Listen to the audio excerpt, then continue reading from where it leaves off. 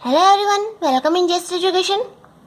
तो आज हम स्टार्ट करने जा रहे हैं चैप्टर 4, जिसका नाम है डिटर्मिनेंट्स। डिटर्मिनेंट्स या इसको बोलते हैं हम सारणिक। हमने इससे पहले चैप्टर 3 स्टार्ट किया था, मैट्रिक्स या आव्यूह जिसे हम बोलते हैं। मैट्रिक्स अगर हमें समझ में आ गया है तो डिटर्मिनेंट्स भी आपको समझने में कोई भी प्रॉब्लम नहीं होगी। इसके लिए मैट्रिक्स समझना बहुत ही ज़रूरी है, इसलिए मैंने पहले आपको चैप्टर 3 करवाया था, जो कि डिटर्मिनेंट्स के लिए बहुत ही इंपॉर्टेंट है। अगर आपने वो नहीं किया है चैप्टर तो आप वो पहले कर लीजिए। इसके बाद हम चैप्टर 4 शुरू करने जा रहे हैं। चैप्टर 3 में हमने मैट्रिक्स आव्यूह के बारे में अच्छे से पढ़ रखा है। हमने मैट्रिक्स के टाइप्स भी पढ़े थे, जैसे row matrix, column matrix, square matrix, diagonal matrix, इन सभी के टाइप्स हमने पढ़ रखे हैं। तो डिटर्मिनेंट्स भी एक तरह की क्या होती है, मैट्रिक्स ही होती है। पहले मैं आपको बता देती हूँ कि डिटर्मिनेंट्स में हमारे आरबीएसई बोर्ड में क्या रोल करता है। डिटर्मिनेंट्स में से हमारे आरबीएसई बोर्ड में 3 नंबर का एक क्वेश्चन आता है। 3 नंबर का एक क्वेश्चन आता है। ये 3 नंबर का एक क्वेश्चन आता है, और ये 3 नंबर लाना भी बहुत ही आसान है। अगर आपको मैट्रिक्स आती है तो डिटर्मिनेंट्स में आप 3 नंबर आसानी से ला सकते हैं। इसके बाद हम शुरू करते हैं कि डिटर्मिनेंट्स होती क्या है। हमने मैट्रिक्स आसानी से पढ़ रखी है, तो जो डिटर्मिनेंट्स होती है वो भी एक मैट्रिक्स ही होती है। मैट्रिक्स में कौन सी वाली मैट्रिक्स का टाइप लेंगे, स्क्वायर मैट्रिक्स जो हमने पढ़ी थी। स्क्वायर मैट्रिक्स का मतलब ये होता है जिसमें रो और कॉलम सेम हो। रो के जितने नंबर है उतने ही कॉलम के नंबर होने चाहिए। 2 रो है तो उसमें 2 ही कॉलम होनी चाहिए। इसे बोलते हैं स्क्वायर मैट्रिक्स है, 2x2 ऑर्डर की बोलते हैं, या अपन सेकंड ऑर्डर की मैट्रिक्स भी उसको बोल सकते हैं। 3x3 ऑर्डर की को हम थर्ड ऑर्डर की मैट्रिक्स भी बोल सकते हैं। ऐसे ही डिटर्मिनेंट्स में क्या होगा, ऐसी ही स्क्वायर मैट्रिक्स, ऐसी स्क्वायर मैट्रिक्स जिसको हल किया जा सके। हल किया जा सके का मतलब ये होता है कि इसका मान निकाल जा सके। ये देखिए, यही इसमें मेन डिफरेंस होता है मैट्रिक्स और डिटर्मिनेंट्स में। मेन डिफरेंस यहीं पे पता चलता है कि जो मैट्रिक्स हम लिखते थे, ए मैट्रिक्स, बी मैट्रिक्स, तो उनका हम वैल्यू नहीं निकाल सकते थे। उनको हम एडिशन कर सकते थे, सब्सट्रैक्शन कर सकते थे, मल्टीप्लिकेशन कर सकते थे, या और कोई ऑपरेशन जो लग रही थी उनमें वो सब लगा सकते थे। लेकिन यहाँ पे हम ये जो मैट्रिक्स आएगी हमारे, जो डिटर्मिनेंट बोलेंगे, हम डिटर्मिनेंट बोलेंगे, उसकी हम वैल्यू भी निकाल सकते हैं, उसका मान भी हम निकाल सकते हैं। उसे बोलते हैं डिटर्मिनेंट। मान लीजिए एक कोई मैट्रिक्स है, ये देखिए एक कोई हमने मैट्रिक्स मान ली है। ये जो मैट्रिक्स है हमारी, मैट्रिक्स को हम ऐसे नोट करते हैं, इसमें एलिमेंट आ जाएंगे, जितने ऑर्डर के होगी उस एलिमेंट आ जाएंगे इसमें। लेकिन अगर हमें डिटर्मिनेंट्स बनाना है उसका, तो डिटर्मिनेंट का मतलब मैंने बोला था कि ऐसी मैट्रिक्स जिसका हम मान निकाल सकें, जिसकी वैल्यू हम फाइंड आउट कर सकें। तो अगर हम डिटर्मिनेंट्स को डिनोट करेंगे तो उसको डिनोट करेंगे ऐसे।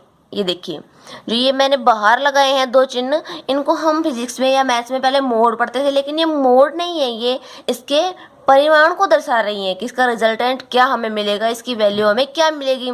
तो ऐसी मैट्रिक्स जिसकी हम वैल्यू निकाल सके उसको बोलते हैं डिटर्मिनेंट्स। ये डिटर्मिनेंट्स को डिनोट करती है। डिटर्मिनेंट्स को हम ऐसे साइन में डिनोट करेंगे। मैट्रिक्स को तो हमने ऐसे बड़े ब्रैकेट में डिनोट किया था, डिटर्मिनेंट को हम ऐसे 2 लाइन से ही डिनोट करेंगे। आगे जब क्वेश्चन करेंगे तो आपको और भी क्लियर हो जाएगा। इसे बोलते हैं हम सारणिक बोलते हैं इसको हम सारणिक।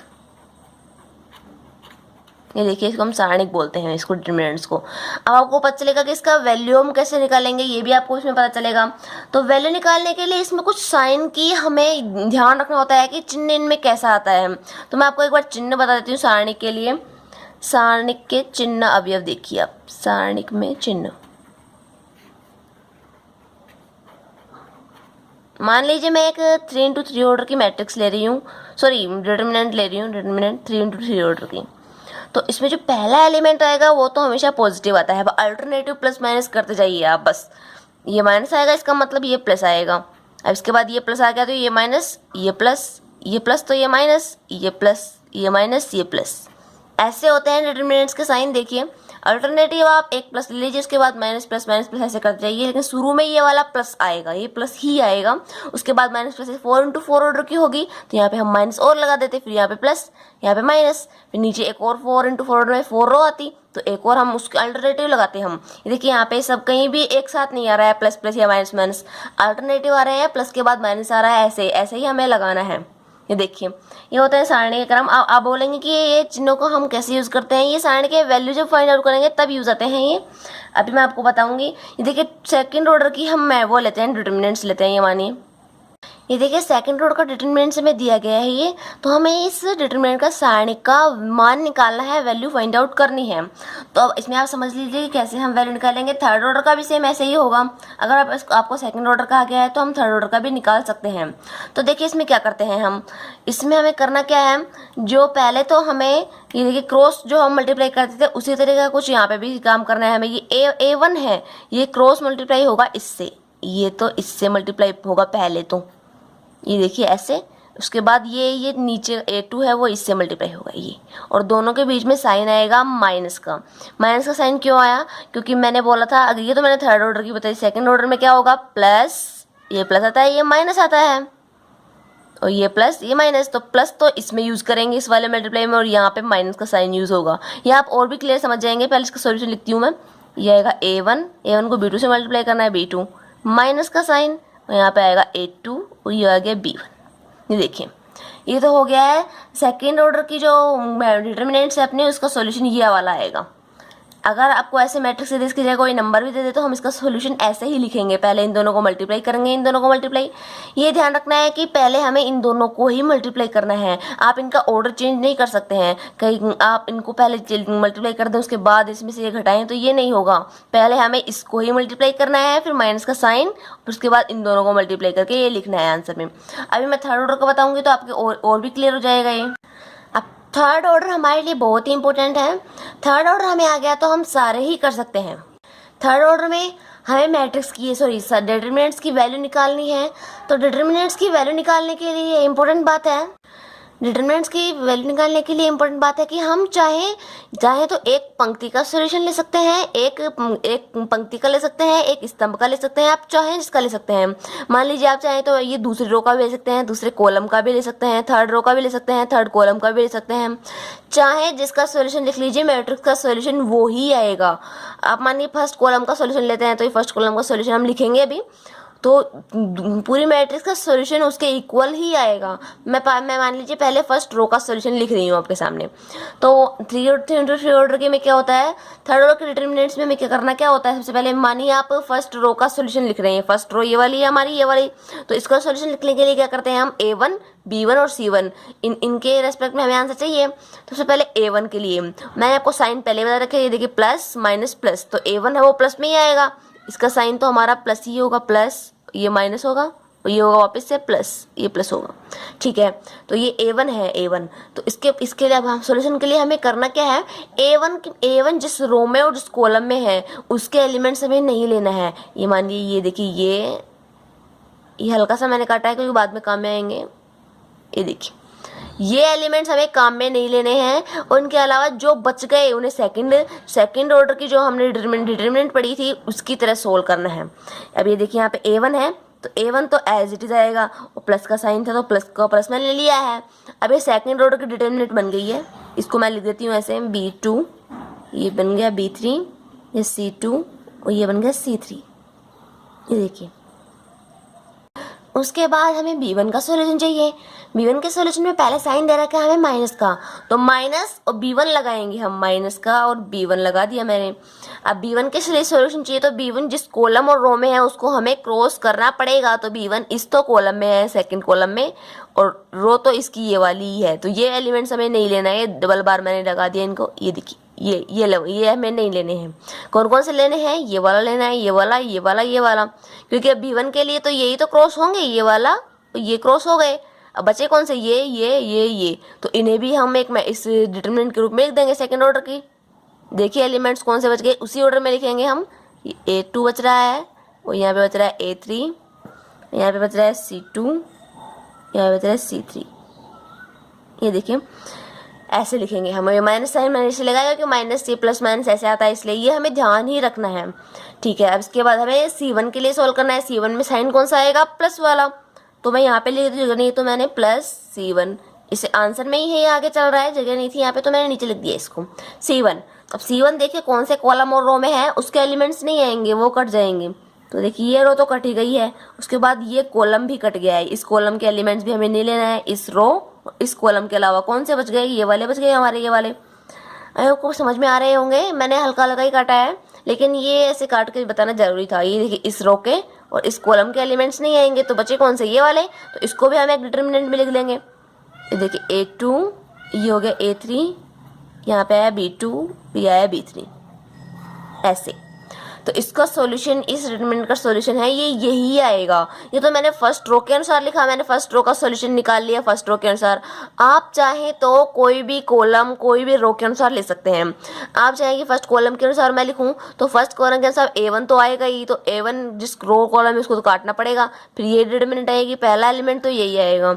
उसके बाद A2 के लिए जब सोल्व करेंगे आप, तो ये वाला और ये वाला कट जाएंगे, तो ये बचा और ये इनको एक डिटरमिनेंट में लिख देंगे। A3 के लिए जब सोल्व करेंगे तो ये चारों बचेंगे, ये चारों, तो इनको एक डिटरमिनेंट में लिख दिएगा। इनको सोल्व जब करेंगे आप तो वैल्यू वही मिलेगी। देखिए मैं सोल्व करके दिखाती हूँ आपको। A1 तो एज इट इज आएगा ब्रैकेट में। इसको जब सोल्व करते हैं सेकंड ऑर्डर के, तो क्या करते हैं हम, इनको तो मल्टीप्लाई करते हैं, इनको ऐसे मल्टीप्लाई, माइनस का साइन, और इनको ऐसे मल्टीप्लाई। तो इसको मैं लिख देती हूँ B2C3 माइनस B3C2, ऐसे लिख सकते हैं हम इसको। माइनस का B1 और A2C3 माइनस का A3C2 और प्लस का C1 आएगा यहाँ पे, प्लस का C1 A2B3, ये A2 तो B3 से मल्टीप्लाई होगा और A3 है वो B2 से मल्टीप्लाई होगा, माइनस का A3 और ये B2। ऐसे थर्ड ऑर्डर की जो मैट्रिक्स आएगी उसका सॉल्यूशन ये होगा। या तो मैंने फर्स्ट रो के अनुसार किया है, आप फर्स्ट कॉलम, सेकंड कॉलम, कोई से भी रो के अनुसार कर लीजिए, डिटरमिनेंट का सॉल्यूशन वही आएगा। और जनरली हम करते कौन सी रो का सॉल्यूशन है, ये तो मैंने A1 A2 ऐसे एलिमेंट्स लिए थे। अगर हमारे पास न्यूमेरिकल नंबर आ जाए, जैसे 0 0 1 2 कुछ भी आ जाए, तो हम उस कॉलम या रो को चुनते हैं जिसमें ज़्यादा से ज़्यादा नंबर कौन से हो, 0 हो। 0, ये मान लीजिए मैंने फर्स्ट कॉलम में हमारे एलिमेंट्स आते हैं 1 0 0, तो मैं फर्स्ट कॉलम को ही चुनती। क्यों? क्योंकि फर्स्ट कॉलम को चुनेंगे, A1 के लिए सोल्व करेंगे तो A1 की जगह तो 1 आ जाएगा, लेकिन A2 A3 की जगह 0 0 मैंने माने हैं अगर, तो ये देखिए 0 0 यहाँ पे जाएगा, तो इनका हमें सोल्व करने की जरूरत ही नहीं है, फिर हमें यही सोल्व करना पड़ेगा ओनली। तो हमारी कैलकुलेशन आसान हो जाएगी। जब हम क्वेश्चन करेंगे तो आपको पता चलेगा कि हम यही वाली कॉलम या रो क्यों चुन रहे हैं, क्योंकि उसमें या तो एलिमेंट्स हमारे बहुत ही कम कैलकुलेशन वाले आ रहे होंगे या 0 आ रहे होंगे। अब आते हैं डिटरमिनेंट्स के माइनर्स और कॉन्फैक्टर्स की बात। माइनर्स का मतलब होता है उपसारणिक और कॉन्फैक्टर्स का मतलब होता है सहखंड। अब हम इनके बारे में पढ़ने जा रहे हैं। तो सबसे पहले हमें डिटरमिनेंट्स चाहिए। एक डिटरमिनेंट का हम क्या करेंगे, माइनर निकालेंगे और कॉन्फैक्टर निकालेंगे। मैं आपको बताऊंगी कि माइनर क्या होता है और कॉन्फैक्टर क्या होता है। तो हम एक 3×3 ऑर्डर की डिटरमिनेंट लेते हैं। डिटरमिनेंट को जनरली हम डेल्टा से ऐसे डिनोट करते हैं, ऐसे। इसके इक्वल में हमारे 3×3 ऑर्डर की जो मैट्रिक्स दे रखी है उसको हम लिख लेते हैं। ये मान लीजिए A1 है, B1 C1 है, ऐसे है। अगर हमें पहले माइनर निकालना है, माइनर मतलब उपसारणिक हमें निकालना है, तो उपसारणिक के लिए भी हमें क्वेश्चन में लिख के देगा कि आप प्रथम पंक्ति का, फर्स्ट रो का या फर्स्ट कॉलम का उपसारणिक अवयव निकालिए, या सेकंड रो के, सेकंड कॉलम के, थर्ड रो थर्ड कॉलम, जो लिख के देगा हमें किसके हमें माइनर एलिमेंट निकालने हैं या उपसारणिक अवयव निकालने हैं। अब आप इंग्लिश का ही ज़्यादा यूज़ कीजिए, इसलिए मैं भी आपको इंग्लिश में ज़्यादा बोलती हूँ, माइनर या कॉन्फैक्टर्स। अब देखिए, पहले आप मान लीजिए आपको फर्स्ट रो के हमें ये माइनर निकालने हैं, माइनर एलिमेंट निकालने हैं। तो फर्स्ट रो में कौन कौन से एलिमेंट आ रहे हैं हमारे डिटरमिनेंट में, A1 B1 और C1 आ रहे हैं। तो देखिए, जो हमने मैट्रिक्स का सॉल्यूशन लिखा था, वैल्यू निकाली थी, वैसे ही इसको सॉल्व करना है। A1 कौन सी रो कौन से कॉलम में आ रहा है उसको हम काट देंगे। देखिए A1 इसमें आ रहा है, इसको काट देंगे। और A1 भी नहीं आएगा उपसारणिक अवयव में। जो हम A1 का निकाल रहे हैं तो A1 भी इंक्लूड नहीं होगा, और A1 की रो भी नहीं होगी, A1 की कॉलम भी इंक्लूड नहीं होगा। और इनके अलावा जो बच गए वो होगा इसका उपसारणिक अवयव। तो ए हमने किसका निकाला है, ये A1 का निकाला है हमने। तो देखिए, हमने ये स्मॉल A1 का क्या निकाला है, माइनर एलिमेंट निकाला है। तो माइनर एलिमेंट को हम डिनोट करते हैं, हमने स्मॉल A1 का निकाला है तो इसको कैपिटल से डिनोट करते हैं हम। स्मॉल A है तो यहाँ पे कैपिटल A आएगा, यहाँ पे 1 था तो 1 एज इट इज ही आएगा। इसका माइनर एलिमेंट क्या होगा, मैंने आपको बताया था, जो ये एलिमेंट जिस रो कॉलम में आ रहा है उसको हम काट देंगे, और ये उस एलिमेंट को भी हम नहीं लेंगे। इनके अलावा जो बच गया वो होगा उसका माइनर एलिमेंट। ये देखिए B2 B3, यहाँ पे बच गया C2, यहाँ पे बच गया C3, ये हो गया इसका माइनर एलिमेंट। ऐसे ही मान लीजिए आपको B1 का भी निकालना है, स्मॉल B1 का भी। तो इसको हम क्रॉस करेंगे एक तो, और इसको फर्स्ट रो को हम क्रॉस करेंगे, तो बच गए कौन कौन से, ये दोनों और ये दोनों बच गए हमारे पास। निकाला किसका है हमने, स्मॉल B1 का। तो माइनर एलिमेंट को हम डिनोट करेंगे B1 से। B1 इक्वल टू आएगा हमारे A2 A3। जब हम एग्ज़ाम में सोल्व करेंगे या हम कॉपी में जब लिखेंगे इनके आंसर, तो हम ये काटेंगे नहीं, मैं तो आपको समझाने के लिए बता रही हूँ। आपको डायरेक्ट ध्यान रखना पड़ेगा कि B1 कौन से कॉलम और रो में आ रहा है। देखिए अब मैं C1 को काटूंगी नहीं, मैं आपको डायरेक्ट ही बताऊंगी, आपको डायरेक्ट ही ध्यान में रखने हैं। अब मान लीजिए कि C1 का आप माइनर एलिमेंट निकाल रहे हैं, तो कैपिटल C1 से इसको डिनोट करेंगे। अब देखिए C1 कौन से रो और कॉलम में है उसको हम नहीं आने देंगे और C1 को भी नहीं आने देंगे जब माइनर एलिमेंट निकालते हैं। तो हम तो C1 थर्ड तो कॉलम में आ रहा है, फर्स्ट रो में आ रहा है। ये देखिए इनको हम नहीं लिखेंगे, ना ही C1 को लिखेंगे ना ही इन दोनों को लिखेंगे। देखिए इनको हम नहीं लिखेंगे, बच गए कौन से, ये चारों, तो इनको हम एज इट इज लिख देंगे। A2 A3 यहाँ पे बच गया, यहाँ पे आया B2, यहाँ पे आया B3। तो इसे बोलते हैं हम माइनर एलिमेंट। आप क्वेश्चन में जो बोलेगा कि फर्स्ट रो के निकालिए, फर्स्ट कॉलम के निकालिए, उसके अकॉर्डिंग हम निकाल लेंगे। ये बहुत ही सिंपल है और उनको कैपिटल से हम डिनोट कर देंगे। मान लीजिए इनकी जगह A11 B12 A11 A12 A13 देता तो हम इनकी जगह कैपिटल A11 A12 ऐसे कर देते, लेकिन कैपिटल से ही डिनोट करेंगे हम। ये बात यहाँ पे इंपॉर्टेंट है। इसके बाद आती है कौन फैक्टर की बारी। मान लीजिए ये कोई डिटरमिनेंट है, इसके हमें कौन फैक्टर निकालना है, तो कौन फैक्टर को हम डिनोट करते हैं F से। और आई जे, ये तो मैंने आपको बताया था कि आई तो रो का नंबर होता है, जे होता है कॉलम का ऑर्डर होता है ये। तो आई और जे तो हम जैसे हमें कोई सी भी कोई ऐसे एलिमेंट में हमें A21 का हमें कौन फैक्टर निकालना है, तो यहाँ पे हम F21 कर देंगे। तो हम निकालते कैसे हैं, हमें कौन फैक्टर निकालने के लिए पहले माइनर एलिमेंट हमें हमारे पास होने चाहिए निकले हुए। मान लीजिए आप F21 का हम क्या निकाल रहे हैं, कौन फैक्टर निकाल रहे हैं, सेकंड निकाल रहे हैं, तो हमें उसका उपसारणिक अवयव है वो ज्ञात होना चाहिए। हमें कैपिटल A21 ज्ञात होना चाहिए। ये देखिए इसका फॉर्मूला आता है -1 की पावर आती है I प्लस जे और इंटू मल्टीप्लाई में AIJ। -1 तो एज इट इज आई जे का मतलब क्या हुआ, ये आई और जे दे रखे हैं। A21 का निकाला है, 2 + 1 कितना आया, 3 आया, तो -1 की पावर 3 होगी माइनस का 1। और AIJ है आपका माइनर एलिमेंट, उपसारणिक अवयव। जो इसका उपसारणिक अवयव आएगा उसको -1 से मल्टीप्लाई कर दीजिए, वो होगा आपका कौन फैक्टर। अगर आपको F22 निकालना है, 22 निकालेंगे तो I प्लस जे में क्या आया, 2 + 2 4 आया, तो -1 की पावर 4, ये प्लस का 1 ही होगा। इसका मतलब यहाँ पे कौन फैक्टर इक्वल है किसके, माइनर एलिमेंट के। सेकंड यहाँ पे इक्वल है उपसारणिक अवयव के, यहाँ पे बराबर है। आप ज़्यादा से ज़्यादा इंग्लिश का यूज़ कीजिए। ये थोड़े दिन आपको थोड़ा अजीब सा लगेगा, लेकिन बाद में आपके लिए ठीक ठाक सा हो जाएगा। देखिए तो यहाँ पे अगर यहाँ पे I प्लस जे का योग जो सम संख्या में आता है, तो हम उसकी जगह प्लस ही लेते हैं, प्लस ही रहता है उसकी जगह। जैसे -1 की पावर 6 होगी, 8 होगी, 10 होगी, 2 होगी, 4 होगी, तो यहाँ पे -1 की पावर सम संख्या में आते हैं, उसका आंसर +1 ही आता है। तो वहाँ पे कौन फैक्टर इक्वल होता है किसके, माइनर एलिमेंट के। तो ये यहाँ पे सोल्यूशन करना है, यही होता है कौन फैक्टर। ये देखिए तो कौन फैक्टर से हम सोल्यूशन भी निकाल सकते हैं। अगर आपने किसी एक पंक्ति या एक कॉलम के आपने कौन फैक्टर अवयव निकाल लिए हैं, मान लीजिए आपने फर्स्ट कॉलम के कौन फैक्टर एलिमेंट निकाल लिए हैं, ये देखिए ऐसे आपने निकाल लिए हैं, F11 F21 और F31 आपने निकाल लिए हैं। तो इससे भी हम जो हमारी डिटरमिनेंट आते हैं उसका सॉल्यूशन भी लिख सकते हैं हम। ये देखिए डिटरमिनेंट्स इक्वल्स टू हम लिख सकते हैं, ये जो हमने निकाले हैं कौन फैक्टर निकाले हैं उनको हम मल्टीप्लाई करेंगे कि हमने कौन से एलिमेंट के निकाले हैं। F11 कौन सा एलिमेंट का कौन फैक्टर है, A11 का, तो इसको इससे ही मल्टीप्लाई करेंगे, A11 इंटू F11 और प्लस आएगा बीच में, फिर आएगा A21 into F21 plus A31 into F31। ऐसे भी हम जो हमारी डिटरमिनेंट आती है इसको सॉल्यूशन लिख सकते हैं। उसके कॉरस्पॉन्डिंग एलिमेंट को हम कौन फैक्टर से मल्टीप्लाई करके, कौन फैक्टर का मतलब सहखंड से गुणा करके और उनका योग करके, एक पंक्ति के लिए निकाला है मैंने तो स्तंभ के लिए निकाल सकते हैं। तो ऐसे गुणा करके भी हम सारणिक का मान निकाल सकते हैं। अगर हमें पहले पूछे कि आप फर्स्ट कॉलम के कौन फैक्टर निकालिए और उसके बाद कहे कि सारणिक का मान भी निकालिए, तो हमने कौन फैक्टर तो निकाले ही हैं, उसके उनको एलिमेंट से गुणा करके हम डायरेक्ट सॉल्यूशन निकाल देंगे, हमें ज़्यादा मेहनत करने की जरूरत नहीं पड़ेगी। ऐसे हम निकाल सकते हैं इसके। डिटरमिनेंट को समझने के लिए हम कुछ एग्जांपल्स लेते हैं। तो मैंने एक्सरसाइज 4.1 का क्वेश्चन नंबर 1 लिया है। क्वेश्चन नंबर 1 में हमें कह रहा है कि के किस मान के लिए सारणी का में दे रखिए का मान 0 होगा। तो हम इस क्वेश्चन को दूसरे टाइप में ऐसे ही बोल सकते हैं कि इस डिटरमिनेंट है उसका वैल्यू 0 है, उसका मान 0 आ रहा है, तो के का मान क्या होगा। उसका मतलब ये भी निकलता है, देखिए हमें पूछे के किस मान के लिए, इसका मतलब हमें के की वैल्यू निकालनी है जब डिटरमिनेंट की वैल्यू क्या हो, 0 हो। तो हम ऐसे लिख सकते हैं इसको, के ये 2 और 4 यहाँ पे -3 इक्वल्स टू हमें क्या दे रखा है, 0 दे रखा है। तो के की वैल्यू हमें फाइंड आउट करनी है। अब हम जानते हैं कि डिटरमिनेंट की वैल्यू कैसे निकालते हैं, और ये सेकंड ऑर्डर की है तो हम आसानी से निकाल सकते हैं इसको।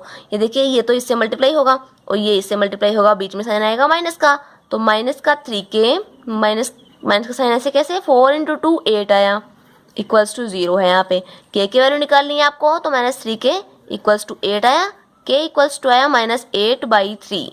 ये हो गया इसका सॉल्यूशन। क्वेश्चन नंबर सेकंड में हमें डिटरमिनेंट दे रखी है, इसके इक्वल 0 दे रखा है, तो हमें x रेशियो y ज्ञात करना है, x अनुपात y हमें निकालना है। x अनुपात y को हम x/y भी लिख सकते हैं, ये रेशियो है x और y का, तो x/y भी हम लिख सकते हैं इसको। तो पहले हम डिटरमिनेंट को सोल्व करते हैं। ये देखिए दे रखी है हमें, तो इसको सोल्व करने के लिए हम इसकी वैल्यू निकालने के लिए क्या करते हैं, इसको तो इससे मल्टीप्लाई करते हैं, साइन आएगा माइनस का, फिर इसको इससे मल्टीप्लाई करते हैं, ये होता है हमारा। तो आप लिखिए इसका सॉल्यूशन 4x आया माइनस का 2y इक्वल्स टू 0। हमें निकालना है x/y की वैल्यू, तो हम इसको सोल्व करेंगे आगे, तो ये आएगा 4x इक्वल्स टू 2y, ये आ गया 4x इक्वल्स टू 2y। अब हमें यहाँ पे निकालना है x/y की वैल्यू, तो यह है 2/4, तो हम x/y की वैल्यू लिख सकते हैं यहाँ पे 1/2। तो हमारे पास जो सॉल्यूशन है x अनुपात y का वो 1:2 आ गया है। ये हमारा सॉल्यूशन हो गया क्वेश्चन नंबर 2 का। नेक्स्ट क्वेश्चन नंबर 3 में हमें दो मैट्रिक्स दे रखी हैं, तो हमें x और y की वैल्यू फाइंड आउट करनी है। इन दोनों मैट्रिक्स में x भी दे रखा है, y भी है, इसमें भी x और y दोनों हैं, तो हमें x और y की वैल्यू फाइंड आउट करनी है। तो सबसे पहले x और y यहाँ पे दो वेरिएबल्स दे रखे हैं, हमें दो चर दे रखे हैं, तो दो चर की वैल्यू निकालने के लिए हमारे पास दो इक्वेशन होने चाहिए। तो हमें यहाँ पे डिटरमिनेंट्स दे रखे हैं, तो डिटरमिनेंट को सोल्व करना हम जानते हैं, उसके इक्वल में 4 दे रखा है। तो पहले डिटरमिनेंट को जब मैं सोल्व करती हूँ तो क्या आता है, इसमें 2 को तो मल्टीप्लाई करते हैं इससे, और ये होगा इससे मल्टीप्लाई, बीच में साइन आएगा माइनस का, तो इसको मैं लिख सकती हूँ 2x - 3y, या y3 लिख दीजिए आप, इक्वल्स टू 4 हमें दे रखा है। और दूसरी मैट्रिक्स को जब सोल्व करते हैं तो ये आता है इजी, तो इससे मल्टीप्लाई हो जाएगा, ये इससे मल्टीप्लाई, तो यहाँ पे है 2x माइनस का 4y इक्वल्स टू हमें 7 दे रखा है। अब ये देखिए इक्वेशन 1 हो गया, इक्वेशन 2 हो गया, दो हमें इक्वेशन दे दिए और हमें दो ही वेरिएबल्स की वैल्यू निकालनी है x और y की, तो हम दो इक्वेशन से दो वैल्यू निकाल सकते हैं। ये हमने 9th-10th क्लास में पढ़ रखा है आसानी से।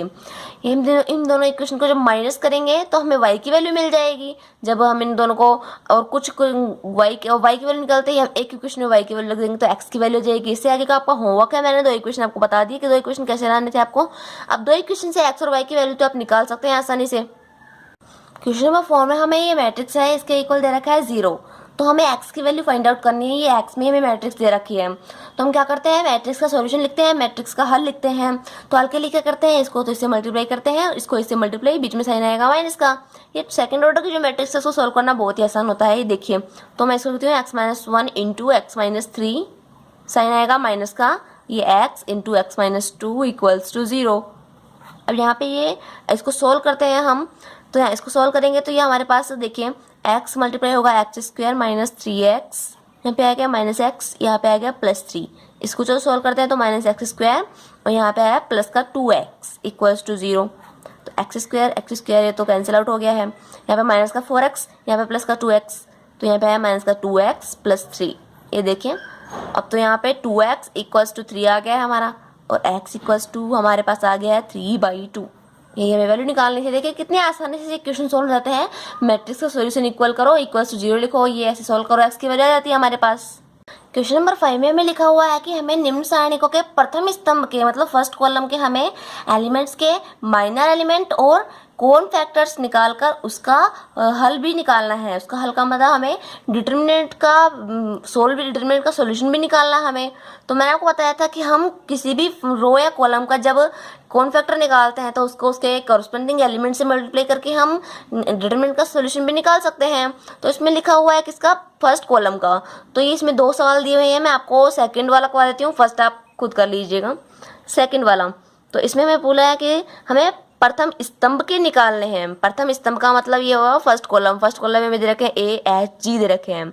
तो फर्स्ट कॉलम को हम डिनोट कैसे करते थे मैट्रिक्स में, हम करते थे स्मॉल A11, फिर आता था A21, A31 second row first column, third row first column, first row first column A11, तो ये वाला था A21 ये वाला, A31 ये वाला आता था हमारे, A31 ये वाला। तो इसी तरीके से हम इसको भी डिनोट करेंगे, उपसारणिक माइनर्स को भी नोट। तो ये देखिए माइनर एलिमेंट लिखने के लिए मैंने डिनोट किया इसको A11 का मतलब क्या हुआ, आप देखिए, हम मैं काटूंगी नहीं इनको, ऐसे ही समझेंगे हम इसको। यही है पहला जो पहले स्तंभ में पहला एलिमेंट यही है, हमें इनका निकालना है। क्या पहले हम निकालेंगे माइनर एलिमेंट, माइनर के बाद तो कौन फैक्टर निकलता है हमारा, तो ये है एलिमेंट किसमें, इस वाले कॉलम में और इस रो में है। तो इनके अलावा जो बच गए हमें वो लेना है। तो ये बच गए ये वाले एलिमेंट्स, इनको हम ले लेते हैं इधर। ये देखिए हमारे पास बच गए B, F और ये बच गए F और C, ये एलिमेंट्स हमारे पास बच गए। इसको चाहे तो आप सॉल्यूशन भी कर सकते हैं ऐसे ही। इसका सॉल्यूशन होगा BC माइनस F स्क्वायर, ये तो आपको समझ में आ ही रहा होगा, BC ये माइनस F स्क्वायर। इसके बाद हमें निकालना है A21 कौन सा है, H के लिए हमें निकालना है। तो H देखिए इस तो रो में है और इस वाले कॉलम में है, तो इनके अलावा बच गए ये एलिमेंट और ये दो एलिमेंट। तो इनको हम लिख देते हैं H, G, F और C। तो इसको हमें HC माइनस GF या FG लिख दीजिए आप। इसके बाद हमें A31 भी निकालना है, A31 इक्वल्स टू है Z कौन से रो में है, इस वाले रो में है, इस वाले कॉलम में है। तो इनके अलावा चार एलिमेंट बच गए, इनको हम लिख देते हैं ऐसे कैसे, H, यहाँ पे G, यहाँ पे B और यहाँ पे F। तो इनको सोल्व करेंगे HF माइनस BG, ये हो गए। ये तो हमारे माइनर एलिमेंट आ गए। अब हमें निकालने हैं इनके कौन फैक्टर्स में मैंने आपको बताया था, कौन फैक्टर भी हमें फर्स्ट कॉलम के लिए निकालने हैं। तो फर्स्ट कॉलम के लिए मैं F11 लिख देती हूँ।